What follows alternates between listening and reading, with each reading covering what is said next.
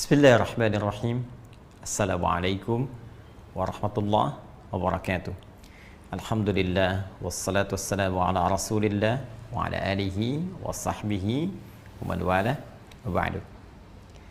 Saudara-saudariku, bersyukur pada Allah Subhanahu wa taala bahwa hari ini kita telah tiba tepat di hari ke-9 Zulhijjah tahun 1441 Hijrah, hari Kamis, dan tentunya ini menjadi salah satu rangkaian puncak yang mengawali ibadah haji bagi saudara-saudari kita yang saat ini berhaji, yang tentunya akan merapat, dan mungkin dalam saat ceramah ini disampaikan, tausiah ini diutarakan, telah tiba bahkan di Arafah untuk menunaikan satu puncak ibadah haji, yaitu wukuf di Arafah.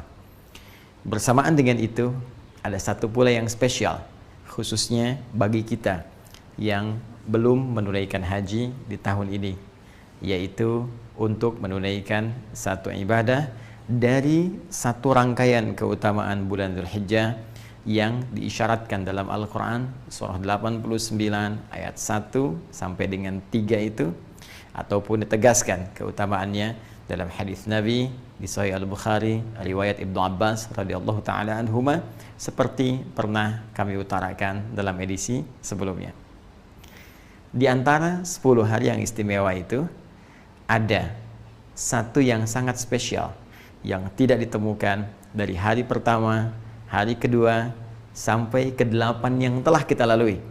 Tapi hari itu akan tiba tepat saat kita berada dalam program ini, saat kami sampaikan tausiah pada kesempatan kali ini, yaitu hari ke-9 di bulan Zulhijjah, yang langsung narasinya disampaikan oleh Nabi SAW yang mengandung banyak keistimewaan dan kemuliaan. Nabi pernah memberikan informasi kepada kita semua sejak kurang lebih 14 abad yang lalu bahwa hari ini menjadi spesial dengan satu ibadah yang sangat spesifik yang disebut oleh beliau dengan siyam, menunaikan siyam, puasa yang ditunaikan sesuai dengan ketentuan syariat. Beliau mengatakan, siyamu yaumi arafata anni ahtasibu 'ala Allahi ay yukaffira al-madiyah wal baqiyah.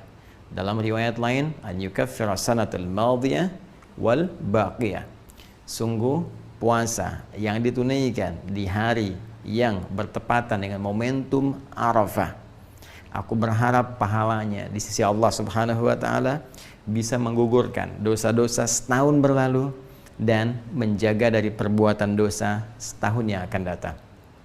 Teman-teman sekalian, hari ini menjadi spesial dalam uraian hadis Nabi SAW karena tanggal 9 ini disebut oleh Rasulullah SAW bertepatan dengan momentum Arafah, saat para jemaah haji menunaikan prosesi wukuf sebagai rangkaian puncak haji yang ditunaikan dan menjadi inti dari penunaian ibadah haji dari sekian rukun yang harus kemudian diikuti. Di sini Nabi SAW memberikan arahan kepada kita dalam momentum ini. Kita diminta oleh Rasulullah untuk menunaikan ibadah spesifik berupa siyam. Tidak main-main, pahalanya bisa menggugurkan dosa setahun berlalu, dan perhatikan baik-baik cara kita memahaminya, bisa menjaga dari perbuatan dosa setahun yang akan datang. Masya Allah. Artinya dalam konteks penunaian puasa ini, kita bukan sekedar diminta oleh Rasulullah puasa secara fisik, menjaga tidak makan, menjaga tidak minum, tidak berhubungan seksual. Lebih daripada itu, karena puasa ini potensinya dengan izin Allah bisa menggugurkan dosa setahun berlalu. Karena itu cara mengisinya akan lebih baik jika kita iringi dengan mengevaluasi kesalahan-kesalahan yang pernah diperbuat oleh kita dan berpotensi dosa setidaknya setahun ke belakang. Jadi seperti orang wukuf saat di Arafah, mereka merenung, berkontemplasi, merenungkan kesalahan-kesalahan, mengakui dosa-dosa, sehingga dengan pengakuan itu dan komitmen untuk meninggalkannya akan merubah pribadi mereka lebih baik setelah selesai menunaikan rangkaian ibadah haji. Pulang, meninggalkan segala keburukan, menanggalkan seluruhnya, dan bertransformasi menjadi manusia yang lebih mulia. Pun demikian, orang yang belum punya kesempatan untuk berhaji, di tepat pada momentum yang sama, Nabi minta untuk menunaikan puasa dan mengisi puasa itu dengan kontemplasi, dengan renungan seperti orang wukuf yang berada di Arafah. Maka dia ingat dosa-dosanya, hubungan dia dengan Allah, hubungan dia dengan makhluk, dengan orang tua, dengan istri, dengan suami, dengan anak-anak, dengan tetangga, demikian seterusnya. Maka ia mencoba mendekati Allah Subhanahu wa taala, bercoba untuk bertobat, mengoreksi dosa-dosanya, sehingga dengan itu mendapat penerimaan terbaik di sisi Allah Subhanahu wa taala. Ciri orang yang diterima tobatnya, diterima koreksi dirinya, diterima perubahan dirinya ketika dia mendekat kepada Allah saat berpuasa ini, pun demikian dengan yang wukuf di Arafah. Maka ciri yang paling spesifik saat tobatnya diterima, saat dosanya dihilangkan, adalah terjaganya ia dari perbuatan dosa setelah amalan itu ditunaikan. Karena itu Nabi memberikan isyarat Allah akan berkenan mengampuni dosa setahun yang akan datang. Maksudnya adalah dia akan terjaga dari perbuatan dosa, sehingga tidak mudah anggota fisiknya untuk mengarah pada perbuatan maksiat. Karena berhasil puasanya di hari ini, maka ada penjagaan dari seluruh anggota tubuhnya. Matanya tidak mudah melihat perbuatan maksiat, telinganya tidak mudah mendengar yang salah, demikian lisannya tidak mudah bertutur yang keliru sampai ke ujung kakinya. Ada penjagaan setidaknya selama setahun ke depan. Kalau dibiasakan, maka tiap tahun akan terjaga, dan transformasinya akan melahirkan nilai-nilai kebaikan pada setiap sifat dan sikap yang terbawa dari aktivitas manusia yang paripurna ini.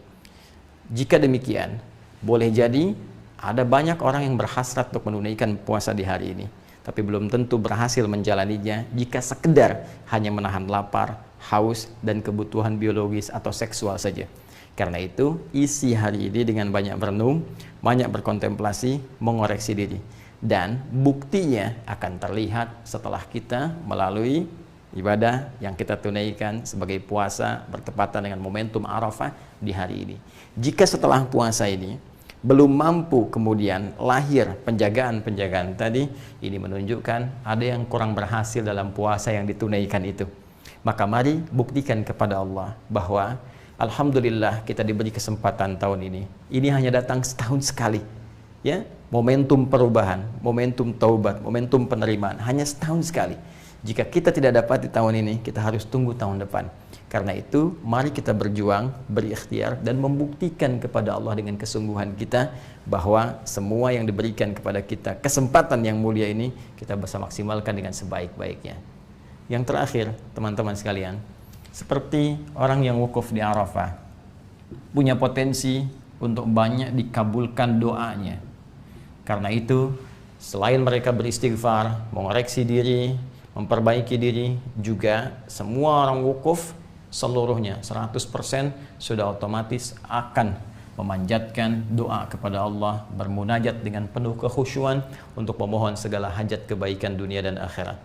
Pun demikian, hari ini momentumnya diserupakan oleh Nabi Shallallahu Alaihi Wasallam, esensinya dari segi esensi seperti orang wukuf di Arafah. Nabi bisa mengatakan puasa pada tanggal 9 Dzulhijjah, puasa di hari ke-9-nya. Tapi Nabi menegaskan siyam yaumi Arafata, puasa yang bertepatan dengan momentum Arafah, di hari saat orang wukuf di Arafah. Karena itu, seperti orang wukuf banyak berdoa kepada Allah, maka setidaknya kita pun isi hari ini dengan memohon, banyak berdoa kepada Allah, minta kebaikan-kebaikan. Wa minhum may yaqulu rabbana atina fid dunya hasanah wa fil akhirati hasanah wa qina adzabannar. Ini yang diajarkan doanya langsung oleh Al-Qur'an di surah kedua Al-Baqarah, itu di ayat ke-201. Dan di antara orang-orang itu manusia banyak yang meminta kepada Allah supaya diberikan kemuliaan dunia dan kebaikan akhirat. Maka mohonlah kepada Allah segala kemuliaan-kemuliaan di dunia ini, supaya mata kita menatap yang mulia, sehingga kaki kita, supaya harta kita diberikan kemudian keberkahan oleh Allah, supaya pekerjaan kita dimudahkan tapi yang bermanfaat untuk akhirat kita, melipat gandakan pahala-pahala kita. Isi banyak dengan doa. Kalau ingin lebih spesifik misalnya, kapan orang wukuf di Arafah? Tanggal 9-nya jam berapa tepatnya? Pasti setelah matahari tergelincir, masuk waktu zuhur, mereka melakukan sholat, jamaah dengan asarnya. Setelah itu banyak beristighfar, berdoa. Jika kemudian kita konversikan, mungkin di sana masuk misalnya jam 1, taruhlah sudah tiba waktunya, maka tambahkan dengan 4 jam di sini, jatuhnya jam 5 atau 1 jam sebelum maghrib misalnya. Kalau kita ingin serupakan waktunya, kalau kita ingin bebas, maka mulai detik ini sampai dengan berakhir menjelang maghrib, potensi luas untuk berdoa. Tapi kalau momentumnya kita ingin dekatkan, kita bisa ambil misalnya waktu menjelang maghrib, kita duduk untuk bermohon, kita khusyukkan diri kita dengan penuh keyakinan, dan semoga dengan itu Allah bukan hanya mengampuni dosa kita, tapi mengabulkan seluruh hajat kita. Dengan itulah kemudian besok kita bisa bertakbir, dan takbir adalah lambang keberhasilan kita untuk bisa mendekatkan diri kepada Allah. Karena itulah di Quran surah kedua Al-Baqarah di akhir ayat 185, ketika kita menutup perjuangan kita untuk mendekat kepada Allah saat Ramadan, kita bertakbir, walitukabbirullaha ala ma hadakum wa la'allakum tashkurun, supaya engkau banyak bertakbir karena Allah telah berikan petunjuk kepadamu. Mari kita buktikan, kita berhasil, kita mendapat petunjuk, kita berubah, kita menjadi lebih baik dalam pandangan Allah, supaya besok kita bisa beridul adha dan bertakbir dengan penuh kebahagiaan, kebanggaan sebelum pulang menghadap Allah Subhanahu wa taala. Saya Adi Hidayat pun demikian harus memberikan contoh pertama dari apa yang saya sampaikan ini.